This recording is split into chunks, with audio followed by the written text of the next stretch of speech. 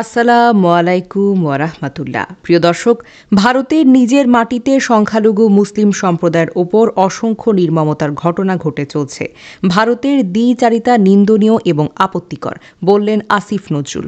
কলকাতায় বাংলাদেশের পতাকার অবমাননা, ঢাকার তীব্র নিন্দা। ঝাঁটাপেটা খেয়ে পালিয়ে এখন দেশ ধ্বংসের ষড়যন্ত্র করছে শেখ হাসিনা। কি বললেন সোহেল তাজ? চলুন দেখে আসি বিস্তারিত।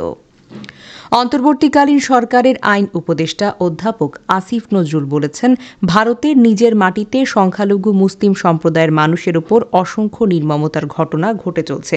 সেটা নিয়ে তাদের সংকোচ বা অনুশোচনা নেই। বাংলাদেশের পরিস্থিতিতে ভারতের অযাচিত উদ্বেগ প্রকাশ করছে। ভারতের এই দ্বিচারিতা নিন্দনীয় এবং আপত্তিকর। শুক্রবার নিজের ফেসবুক পেজের এক পোস্টে তিনি এই সকল মন্তব্য করেছেন। ভয়েস অব আমেরিকা বাংলার জরিপের উদ্ধৃতি নিয়ে আইন উপদেষ্টা বলেন, বাংলাদেশের অধিকাংশ মানুষ মনে করছেন অন্তর্বর্তী সরকার দেশের সংখ্যালঘু জনগোষ্ঠীকে বিগত আওয়ামী লীগ সরকারের চেয়ে বেশি নিরাপত্তা দিতে পারছে। আমরা নিজেরাও দেখেছি। ছাত্র সংগঠন, মাদ্রাসা এবং রাজনৈতিক দলসহ বাংলাদেশের মানুষ সাম্প্রতিক দুর্গাপূজার সময় কিভাবে সংখ্যালঘুদের নিরাপত্তার জন্য কাজ করছে। সর্বশেষে চট্টগ্রামের আইনজীবী সাইফুল ইসলামকে নির্মম এবং উস্কানিমূলকভাবে হত্যার পরেও বাংলাদেশের মুসলমানরা অসীম সংযম এবং ধৈর্যের পরিচয় দিয়েছে।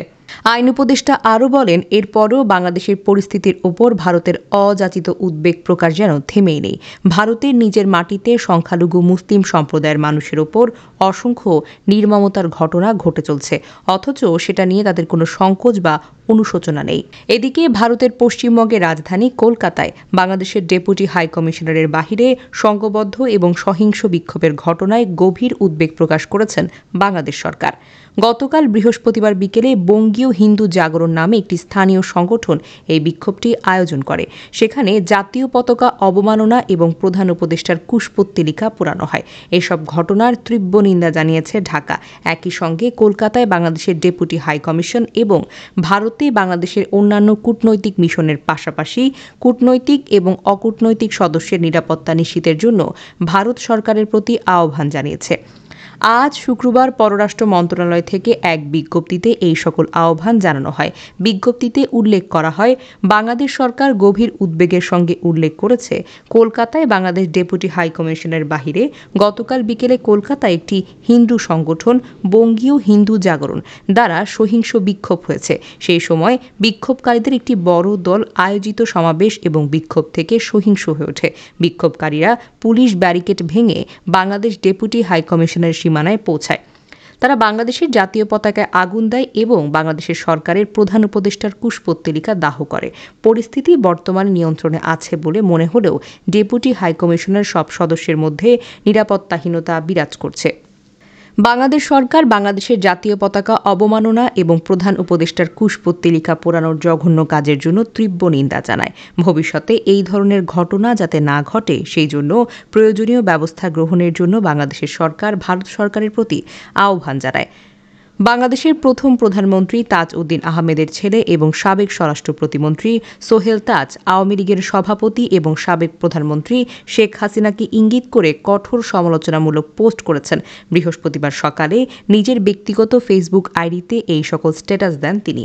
সোহেল তাজ ফেসবুক পোস্টে লেখেন, হত্যা, গুম, খুন, গণহত্যা, নির্যাতন, নিপীড়ন, গণতন্ত্র ধ্বংস করে, দুর্নীতি করে, লক্ষ লক্ষ কোটি টাকা বিদেশে পাচার করে দেশটাকে শেষ করে ছাত্র জনতার ঝাঁটাপেটা খেয়ে পালিয়ে যেয়ে এখন দেশ ধ্বংসের ষড়যন্ত্র করছে।